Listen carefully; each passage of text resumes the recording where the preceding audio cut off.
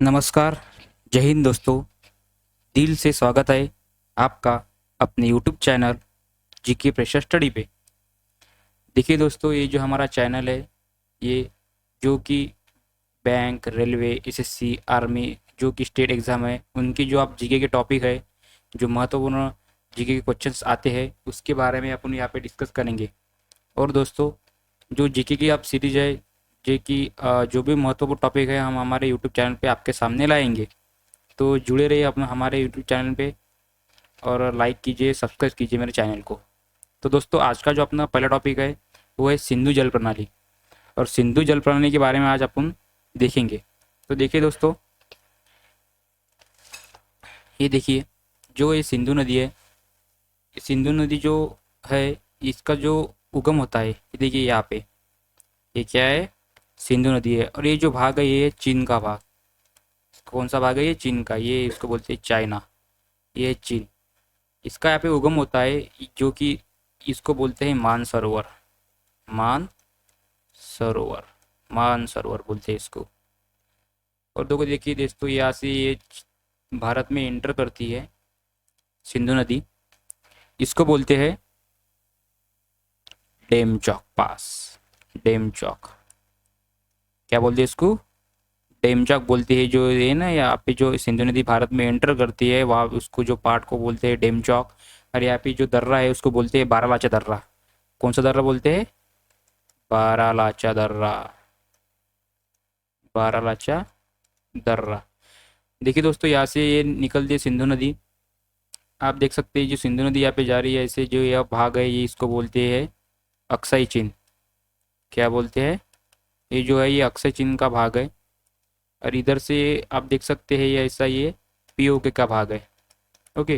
ये सिंधु नदी जो यहाँ से निकलती है, देखो दोस्तों, और ये जो पॉइंट है, यहाँ से ये पाकिस्तान में देख सकते हैं आप, ऐसे एंटर करती है। ये पॉइंट को जो बोलते हैं इसको बोलते हैं चिल्लास। क्या बोलते हैं? चिल्लास।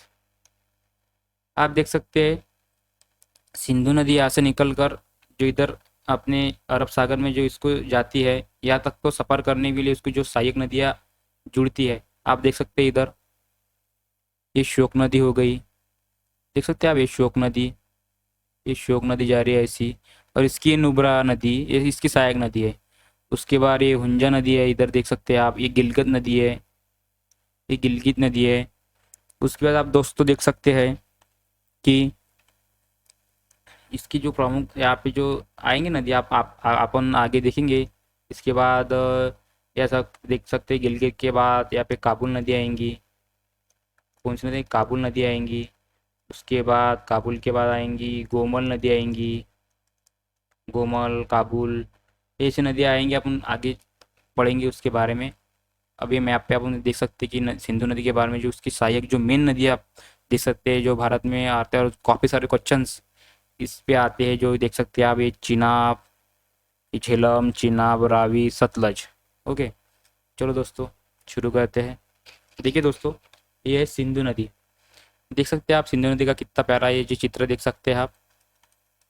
ये नीला पानी है सिंधु नदी का। ये बहुत भारी नदी है, आप देख सकते हैं।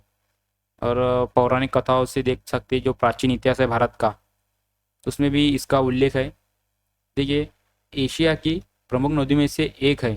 इसकी उत्पत्ति तिब्बत के मान सरोवर के पास होती है। आप देख सकते हैं ये जो पार्ट है, ये इसको तिब्बत बोलते हैं। तिब्बत चाइना, यानी तिब्बत का पार्ट बोलते हैं तिब्बत।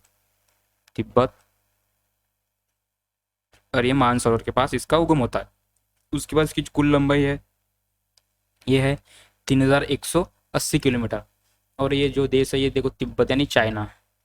तिब्बत यानी चाइना। चाइना से निकलते हुए ये आती है अपने प्यारे भारत में, और भारत से जाती है पाकिस्तान में, एंटर करती है। और पाकिस्तान में आते हुए देख सकते हैं आप, ये कहाँ पे मिलती है? अरब सागर में। अरब सागर में देख सकते हैं दोस्तों, का प्रवाह मार्ग जो फ्लो पाथ है, ये देख सकते हैं तिब्बत से निकलकर लद्दाख, गिलगित और पाकिस्तान से होती हुई अरब सागर में मिलती है। भारत में लद्दाख और जम्मू कश्मीर से होकर बहती है। आपने देख ही लिया होगा, ये भारत में आती है, लद्दाख और जम्मू कश्मीर से बहती है। उसके बाद पाकिस्तान में कराची के पास समुद्र में सम्मायित होती है। देख सकते हैं आप, ये जो है ये इधर जाती हुई इधर ये सम्मय हो जाती है, सम्मय अरब सागर में नीचे से कराची में। दोस्तों देखिए, आप हम मैथ में अपन डिस्कशन थोड़ा करेंगे। और ये जो सतलज नदी है, ये भी इसकी सहायक नदी है। सतलज नदी जो निकलती है राकस ताल, क्या बोलते हैं इसको, राकस ताल, राकस ताल से। ओके। और दोस्तों आप देख सकते हैं, इसके बाद जो एक ये जो नदियाँ है, झेलम हो गई, चिनाब हो गई। चिनाब नदी देखो कहाँ से निकलती है, यहाँ से निकलती है चिनाब नदी। यहाँ से निकलते निकलते निकलते देख सकते हैं आप, ये चिनाब नदी है। ये चिनाब नदी के सहायक नदियाँ है। देख सकते हैं आप, ये चिनाब नदी मेन सिंधु नदी को मिल रही है, ना कि झेलम डायरेक्ट मिल रही है, नहीं कि रावी नदी डायरेक्ट जाके उसको मिल रही है। और सतलज नदी भी इसको डायरेक्ट जाकर नहीं मिल रही है, डायरेक्ट जाकर सिर्फ मिल रही है चिनाब। यहाँ पे जो पार्ट है देखो, सतलज नदी यहाँ से निकलते हुए यहाँ पे मिलती है, देख सकते हैं, यहाँ पे मिलती है चिनाब को। रावी यहाँ पर चिनाब को मिलती है, झेलम चिनाब को यहाँ पर मिलती है।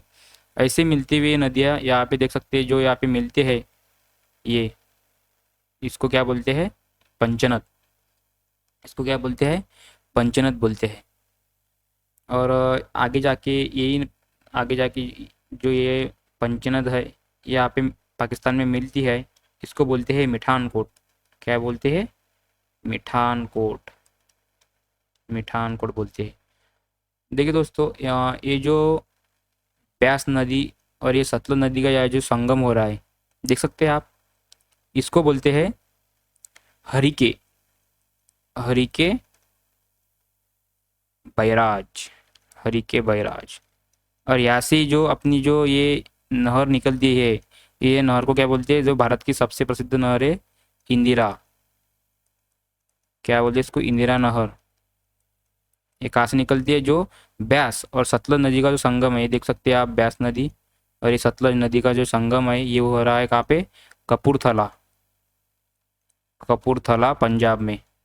देख सकते हैं आप, ये पंजाब का भाग है ना, जो कपूरथला पंजाब में ये संगम हो रहा है। और यहाँ से जो हरिके बैराज है, जो स्थान को बोलते हैं, वहाँ से इंदिरा नहर निकलती है। इस कुल्स की जो लंबी है वो 605 किलोमीटर है।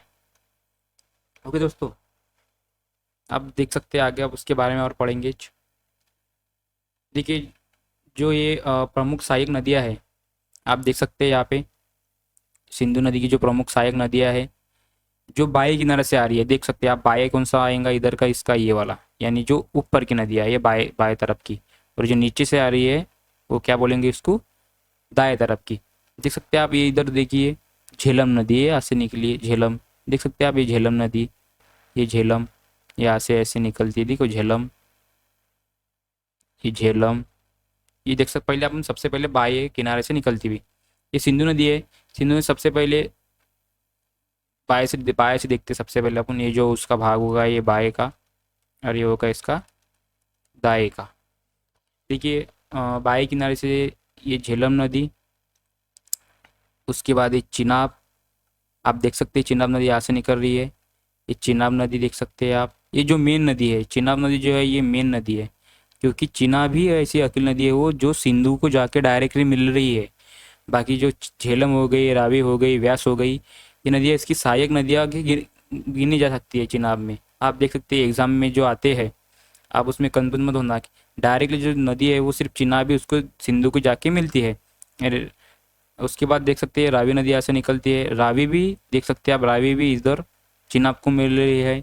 व्यास नदी यहाँ पे सतलज को मिल रही है। सतलज नदी यहाँ से निकलती है, जिसको अपन राकस देख चुके हैं, राकस से निकलती है।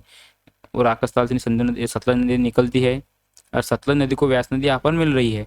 और यहाँ से निकलते हुए सतलज नदी मिलती है जाके यहाँ पे।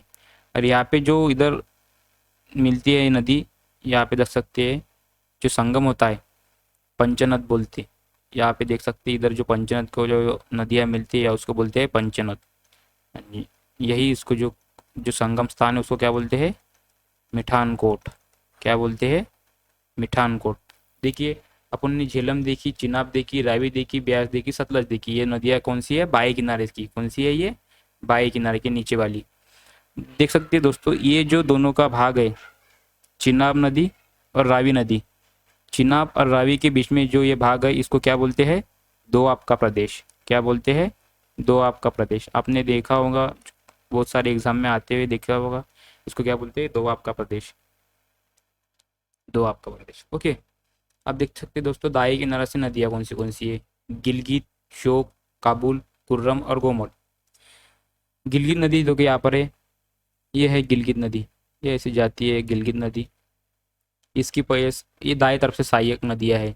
उसके बाद शोक नदी देख सकते हैं आप, इधर है शोक नदी, ये इधर से निकलती है, ये शोक नदी है। और शोक नदी की जो ये सहायक और नदी है उसको बोलते हैं नुब्रा नदी, शिगार नदी और हुंजा नदी। हुंजा नदी किसकी सहायक नदी है, गिलगित की, यानी गिलगित की कौन सी है, हुंजा, गिलगित की हुंजा। और देख सकते हैं दोस्तों, एक मिनट, हेलो। और उसके बाद अपन देख सकते हैं गिलगित नदी और शोक नदी के बाद अपन शोक नदी की जो है ये नुब्रा, ये कौन सी है, नुब्रा नदी, गिलगित की हुंजा।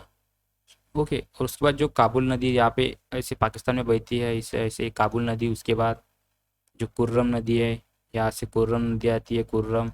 और यहाँ से कौन सी आती है, गोमल नदी। इसकी दाएं तरफ से नदी आती है, सॉरी बाएं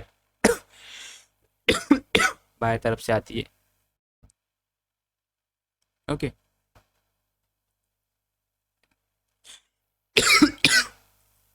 सॉरी दोस्तों, माफ़ कीजिए मेरे को, थोड़ा इसमें अपने गलती हो गई।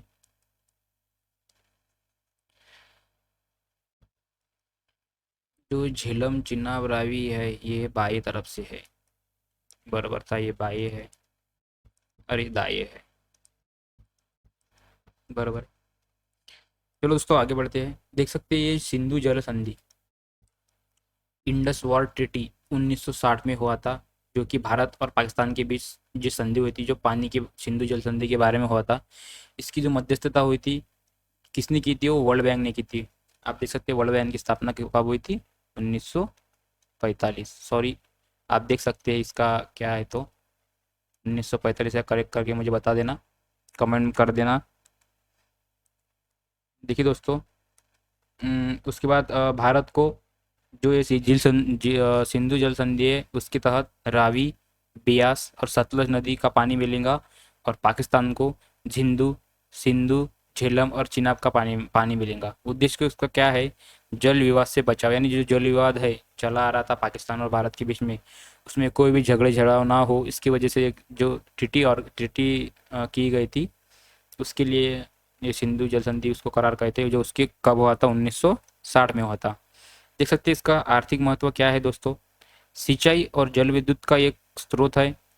पाकिस्तान की 65 यानी 65% कृषि सिंधु पर निर्भर है, यानी सिंधु नदी पर निर्भर है। यानी जो पाकिस्तान की 65% जो कृषि है, जो खेती बाड़ी करते हैं, वो सिंधु नदी पर निर्भर है। और भारत के जो जम्मू कश्मीर है, पंजाब में इसका उपयोग किया जाता है। आगे देख सकते हैं दोस्तों, ये है झेलम नदी। इसकी उत्पत्ति देख सकते हैं आपकी दी है वीरानाग, वीरानाग जो कि जम्मू कश्मीर में है, भारत पे। और ये शेषनाग झील से निकलती है। कहाँ से निकलती है ये, शेषनाग झील। देख सकते हैं आप, शेषनाग झील इधर होगा, आप यहाँ पे नहीं देख सकते, लेकिन ये नदी है, बहुत प्यारी है। ये झेलम नदी का चित्र है, आप देख सकते हैं झेलम नदी का ऐसा है तो। और इसका जो प्रवाह फॉलो पाथ देख सकते हैं आप, ये वीरानाग से निकल कर श्रीनगर से होती है वुलर झील। आप वुलर झील के बारे में जाना होगा, आपने इस क्वेश्चन भी आते होंगे, देखना, मुझे कमेंट में बता देना कि इसका उलर झील का महत्व क्या है तो। ओके, उलर झील की जाते हुए उसके बाद बारामूला, उसके बाद उड़ी, और उसके बाद पाकिस्तान में मिलती है। पाकिस्तान में मंगला डैम के बाद यह चिनाब नदी में मिलती है। पाकिस्तान में इसके ऊपर जो झेलम नदी के ऊपर कौन सा डैम बना हुआ है, मंगला डैम, जो कि किधर है, पाकिस्तान में है। और इसके बाद यह कहाँ पे मिलती है, चिनाब नदी में मिलती है। लंबाई और विशेषताएं, इसकी कुल लंबाई देख सकते हैं दोस्तों 725 किलोमीटर है। कितनी है, 725 किलोमीटर। भारत में जो है ये 400 किलोमीटर बहती है, और पाकिस्तान में 325 किलोमीटर, ऐसे ये 725 किलोमीटर बहती है। और श्रीनगर और बारामूला जैसे शहर इनके किनारे बसे है। देख सकते हैं आप, जो झेलम नदी है इसकी जो श्रीनगर और बारामूला जो शहर है, ये इसके किनारे पर बैठे हुए शहर है। देख सकते हैं आप, क्वेश्चन आ सकते हैं कि देख सकते हैं कि श्रीनगर जो शहर है वो कौन सी नदी के ऊपर बैठा है, आप बोल देना, आप क्वेश्चन क्वेश्चन कर सकते हैं कि आंसर कर सकते हैं कि इसका राइट आंसर क्या होगा, झेलम नदी। उलर झील, देखिए आ गया समर। उलर झील एशिया की सबसे बड़ी मीठे पानी की झीलों में से एक है। मीठे पानी में से एक है और इससे जुड़ी है। यानी झेलम नदी जो है ये आप देख सकते हैं ना, यहाँ पे वीरानाग से निकलती हुई श्रीनगर से होते हुए उलर झील में आती है। तो उलर झील एशिया की सबसे बड़ी मीठे पानी की झील है। उसके बाद देख सकते हैं इसको दोस्तों, उसकी प्रमुख नदियाँ जो है भारत में है लिद्दर लिद्दर नदी और सिंध नदी। और पाकिस्तान में पुंछ नदी और कोहला नदी। कौन सी देख सकते हैं आप, भारत में लिद्दर नदी और सिंध नदी, और भारत में पुंछ नदी और कोहला नदी। और इसके ऊपर देख सकते हैं आप जो प्रमुख बांध है, मेजर डैम जो भारत में बने हैं उसको क्या बोलते हैं, उरी। उरी जल विद्युत परियोजना जो कि है महत्वपूर्ण है। आप देख सकते हैं जो उरी सर्जिकल स्ट्राइक हुआ था, वो उरी देखा होगा आपने मूवी में, वही उरी है, ये जल विद्युत परियोजना है। उसके बाद किशन गंगा परियोजना भी, ये भी इस नदी पर बना हुआ डैम है झेलम नदी पे। और ये सहायक नदी पर है किशन गंगा परियोजना। और भारत पाकिस्तान में मंगला डैम आपने सुना होगा कि एशिया का सबसे बड़ा बांधों में से एक है। यानी मंगला डैम जो है ये एशिया का सबसे बड़ा बांधों में से एक डैम है जो कि पाकिस्तान में है। देखिए दोस्तों, ऐतिहासिक और धार्मिक महत्व क्या है इस नदी के। प्राचीन नाम इसका है वितस्ता। इसका नाम क्या है, प्राचीन नाम वितस्ता है। ऋग्वेद में और महाभारत में इसका उल्लेख है। सिकंदर और राजा पोरस की लड़ाई इसी नदी के किनारे हुई थी। आप देख सकते हैं कि सिकंदर राजा और पोरस राजा की लड़ाई हुई थी, वो वितस्ता नदी पर हुई थी। कौन थी, वितस्ता। और उसको अपन क्या बोलते हैं, झेलम नदी। उसकी क्या बोलते हैं, झेलम नदी के तट पर हुई थी ये लड़ाई। ओके। झेलम नदी ऐतिहासिक, धार्मिक और आर्थिक दृष्टि से महत्वपूर्ण है। यह भारत और पाकिस्तान दोनों के लिए जल स्रोत का प्रमुख आधार है। संरक्षण और संतुलित उपयोग आवश्यक है। जिसका जो ऐतिहासिक और धार्मिक महत्व जो है संरक्षण और संतुलित उपयोग। चलो दोस्तों आगे चलते हैं। और उसके बाद जो महत्वपूर्ण नदी है सतलज नदी। सतलज नदी सिंधु नदी की प्रणाली की सबसे लंबी सहायक नदी है। यानी सिंधु नदी प्रणाली की सबसे लंबी सहायक नदी कौन सी है, सतलज नदी है। देख सकते हैं आप, ये सतलज नदी है और इसी बना हुआ डैम है। देख सकते हैं डैम है सतलज नदी के ऊपर का। यह तिब्बत, भारत और पाकिस्तान से होकर बहती है। इसका प्राचीन नाम शतद्रु था। शतद्रु था, कौन सा क्या नाम था इसका, शतद्रु।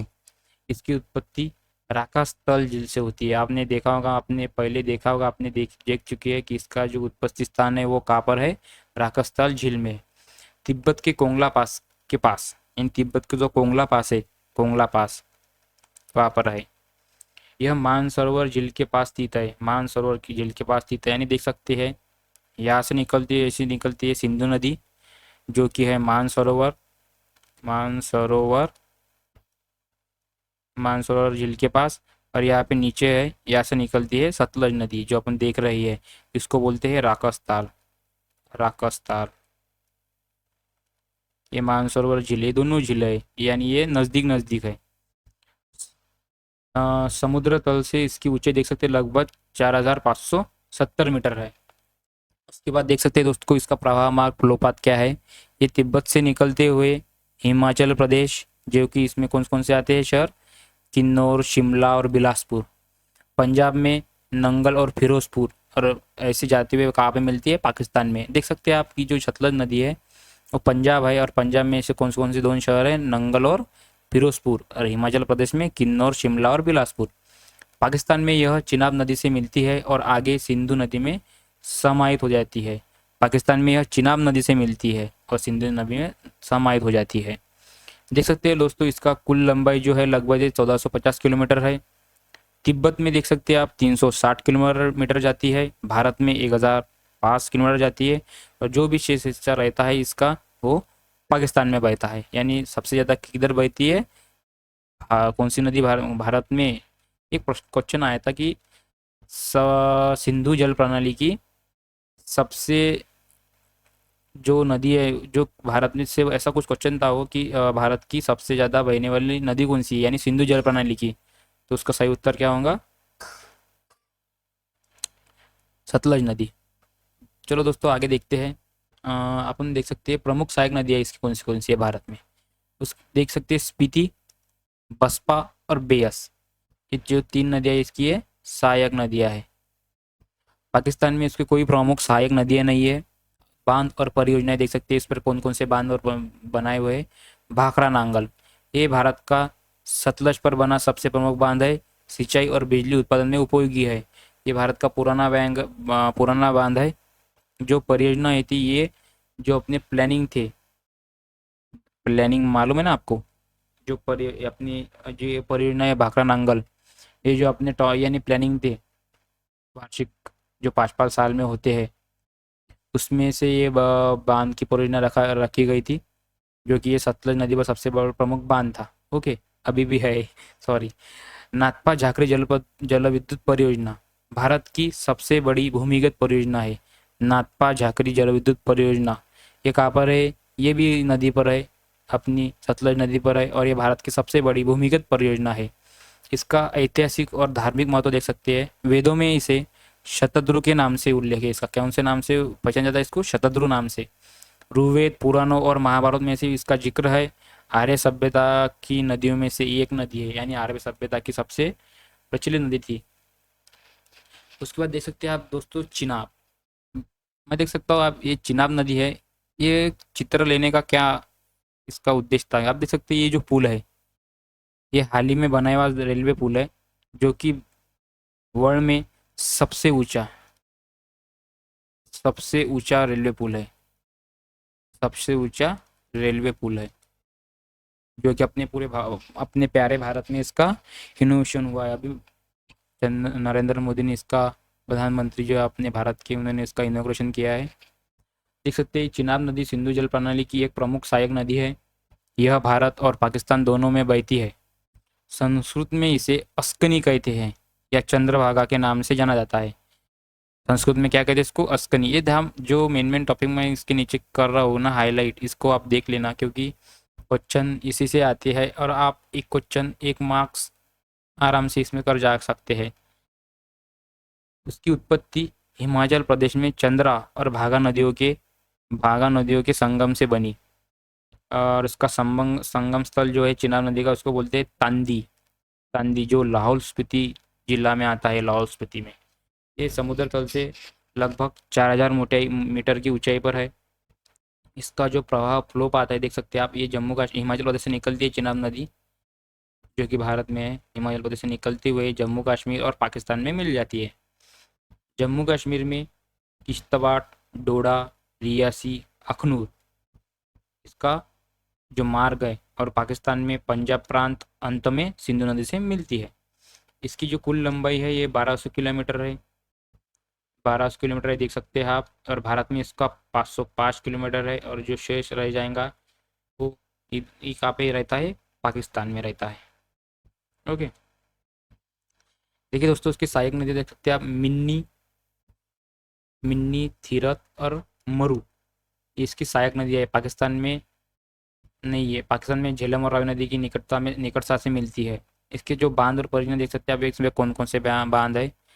बगलिहार डैम, सलाल डैम, पकल डल योजना परियोजना जो कि निर्माणाधीन है अभी, किरू और करवा परियोजना, ये जो है ये चिनाब नदी के ऊपर बने हुए हैं। इसका उद्देश्य है जल विद्युत, बाढ़ नियंत्रण और सिंचाई। जो कि इसका उद्देश्य है, आप देख सकते हैं कि जो जल विद्युत परियोजना हो गई, बाढ़ नियंत्रण हो गया, और सिंचाई के लिए इसका महत्वपूर्ण उद्देश्य है। और इसका जो ऐतिहासिक और धार्मिक महत्व देख सकते हैं कि रोहत में इसको क्या बोलते हैं? अस्किनी बोलते हैं, जो कि चंद्रभागा, आप देख सकते हैं हिंदी ग्रामर में आता है, चंद्र प्लस भागा से चंद्रभागा नाम। और क्षेत्र की प्राचीन सभ्यताओं से संबंध है, जो कि जम्मू कश्मीर हो गया, उसके जो प्राचीन सभ्यता है उसमें इसका बहुत महत्वपूर्ण संबंध है। आगे की नदी है ब्यास नदी। ब्यास नदी भारत की एक प्रमुख नदी है। यह सिंधु नदी प्रणाली की सहायक नदी है। प्राचीन नाम इसका है विपाशा। देख सकते हैं ब्यास नदी का प्राचीन नाम क्या है? विपाशा। गीत नाम हैपेसिस। इसकी उत्पत्ति देख सकते हैं आप, बिस्कुंड। देख सकते, गलती हो गई आपसे टाइप करते हुए, लेकिन देख सकते हैं आप इसकी जो उत्पत्ति स्थान है वो बिस्कुंड है, जो कि रोहतांग दर्रा के पास है, जो कि कहाँ पे आता है? हिमाचल प्रदेश में आता है रोहतांग दर्रा। और इसकी समुद्र तल से ऊंचाई लगभग 4000 मीटर की ऊंचाई पर है। और हिमालय से निकलने वाली नदी में से एक नदी है, महत्वपूर्ण नदी है। इसका जो प्रवाह मार्ग देख सकते हैं कि ये हिमाचल प्रदेश से निकलती हुई पंजाब राज्य में जाती है।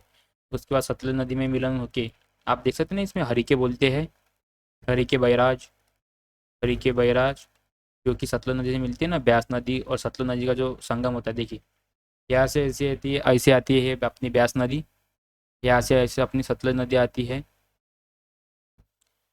यहाँ पे जो मिलन होता है उसको बोलते हैं हरिके,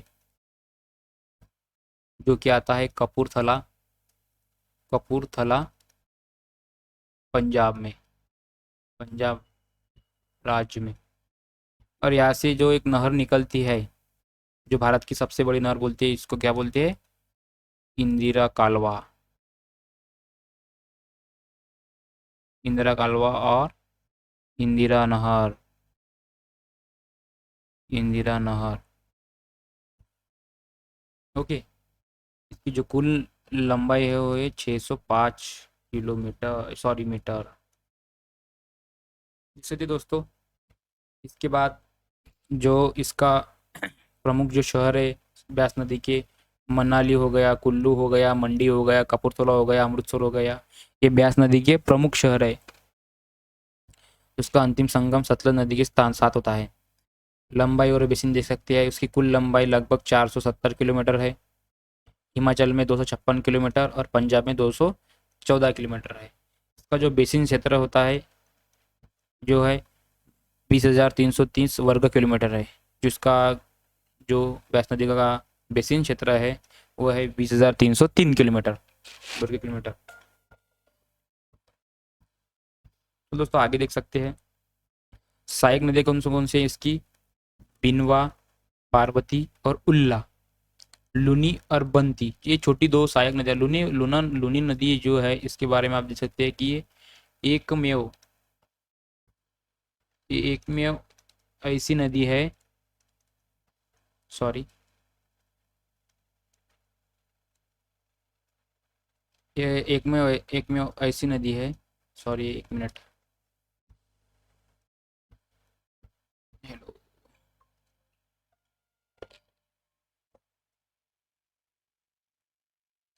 देख सकते हैं दोस्तों, लूनी जो एकमात्र नदी है जो लुप्त हो जाती है, जो लुप्त होता है, ये कहाँ पे मिलती नहीं है। ये जो लूनी नदी देख सकते हैं आप, ये जो लूनी नदी है ना, ये लूनी नदी जो अपने जो राजस्थान है, राजस्थान राजस्थान के जो क्षेत्र है वहाँ पे मिल जाती है। यानी जो कौन से, यानी जो मरुस्थल है ना, मरुस्थल में ये मिल जाती है, यानी वहाँ से गायब हो जाती है, लुप्त हो जाती है। देख सकते हैं आप बांधवों परियोजनाएं कौन कौन से, पोंग डैम बोलते हैं जी, जो ये नदी पर है, ब्यास नदी पे सिंचाई, बाढ़ नियंत्रण का काम करता है और जल विद्युत का काम करता है। ब्यास सतलज लिंक प्रोजेक्ट जो कि भारत का सबसे बड़ा प्रोजेक्ट है और ये ब्यास का सतलज नदी में स्थानांतरित है। इसके सबसे मेन जो डैम है जो हर एक एग्जाम में आता है वो कौन सा है, भाखड़ा डैम, भाखड़ा नांगल डैम कौन सी नदी पर है, ब्यास नदी पर है, बैक और सतलज नदी की। ओके। महाभारत में इसको विपाशा नाम से बुलाया जाता है, ऋषि व्यास के नाम पर इसको व्यास नाम से जाना जाता है। सिकंदर ने यही से आगे बढ़ना छोड़ा था। जो सिकंदर था ना, इसने यहाँ से व्यास नदी के आगे जाने से मना कर दिया था। उसके बाद देख सकते हैं जो नदी है वो है घग्गर नदी। घग्गर नदी उत्तर भारत की एक मौसमी सीजनल नदी है। इसकी प्राचीन नाम सरस्वती नदी का नाम है, यानी इसका औषध माना जाता है। यह हरियाणा, पंजाब, राजस्थान और पाकिस्तान में बहती है। कई स्थानों पर इसे हकड़ा हकड़ा कहा जाता है। क्या नाम से जाना जाता है, हकड़ा। घग्गर नदी को क्या जाता है, हकड़ा। इसकी उत्पत्ति शिवालिक पहाड़ियों में हिमाचल प्रदेश में होती है। कालका और आदर्श नगर के समीप होती है और ये नदी मानसून पर निर्भर है। यानी जो मानसून पर निर्भर है, यानी जो मानसून पे जो वर्षा आएंगी तभी ये नदी बहती है। यानी ये 12 माही नदी नहीं है घग्गर नदी। इसकी वजह इसको क्या बोलते हैं, सीजनल नदी है।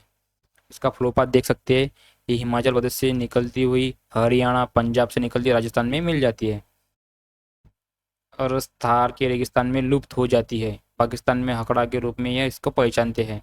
जो हरिया थार रेगिस्तान में लुप्त हो जाती है वो लूनी नदी है, इसकी सहायक नदी है, इसको मिलती है। ओके, घग्गर नदी। लंबाई व सहायक नदियाँ। कुल लंबाई लगभग इसकी जो है 320 किलोमीटर है।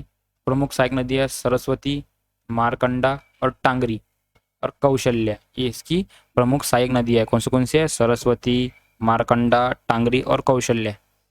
ऐतिहासिक महत्व क्या है देख सकते हैं। इसे प्राचीन में सरस्वती नदी का रूप माना जाता है।